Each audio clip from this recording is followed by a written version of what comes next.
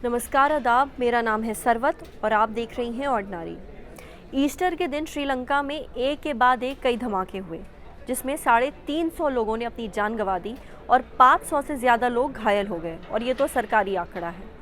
इसके बाद वहाँ की सरकार ने ये ऐलान किया कि किसी भी पब्लिक प्लेस में औरतों को, बच्चों को, आदमियों को, यानी किसी को भी मुंह ढकने की इजाज़त नहीं है।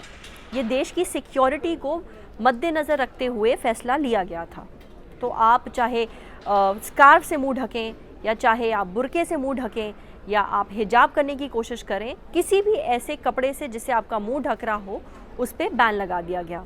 इसका कोई मजहबी एंगल नहीं था, यानी स्पेसिफिकली ये किसी कम्युनिटी को टारगेट करते हुए फैसला नहीं लिया गया था। इस पूरे फैसले में कहीं भी नकाब का या फिर बुर्के का कहीं भी कोई जिक्र नहीं था। मतलब सिर्फ एक ही 1 पॉइंट प्रोग्राम था सरकार का कि हमें इस वक्त अपने देश की सिक्योरिटी देखनी है, इस वजह से कोई भी इंसान अपना चेहरा नहीं ढकेगा। अब तो ये बात हुई श्रीलंका की, पर हमारे देश के जो नेता हैं उनको बातों को मरोड़ने की, तोड़ने की बहुत बुरी आदत है। तो अब क्या हुआ, कुछ समय पहले शिवसेना ने ये बात बोली कि जो फैसला श्रीलंका की गवर्नमेंट ने लिया है, सेम यही फैसला हिंदुस्तान की गवर्नमेंट को भी लेना चाहिए और बुर्के पे बैन लगा देना चाहिए, और इस चीज़ की उन्होंने मांग करी। यही सवाल जब जावेद अख्तर से पूछा गया तो जावेद अख्तर ने बोला कि हाँ बिल्कुल, बुर्के को बैन कर देना चाहिए, पर सिर्फ बुर्के को ही क्यों, हमें घूंघट को भी बैन कर देना चाहिए। बस फिर क्या था, जैसे ही जावेद अख्तर ने ये बात बोली, हंगामा बरपा हो गया। सोशल मीडिया पे लोग जावेद अख्तर को ट्रोल करने लगे, बोलने लगे कि भाई आप हमारे रिलीजन को टारगेट कर रहे हैं, आप हमारे धर्म के खिलाफ कैसे बोल सकते हैं। तो जावेद अख्तर को सोशल मीडिया पे अपनी बात फिर से कहनी पड़ी सफाई देकर। उन्होंने ये कहा कि मैं इस पूरे मुद्दे को कोई मजहबी एंगल नहीं दे रहा हूँ। जब बात मैंने घूंघट की तो मैं किसी मज़हब को टारगेट नहीं कर रहा हूँ। मेरे कहने का मतलब ये है कि चाहे बुर्का हो या फिर घूंघट हो, दोनों ही औरतों का चेहरा ढकते हैं, और ये उनके एम्पावरमेंट के लिए एक अड़चन है, यानी महिला सशक्तिकरण जिसकी हम बात करते हैं, उसमें एक अड़चन है। तो दोनों को ही हटा देना चाहिए। यहाँ पे मज़हब नहीं लाना चाहिए।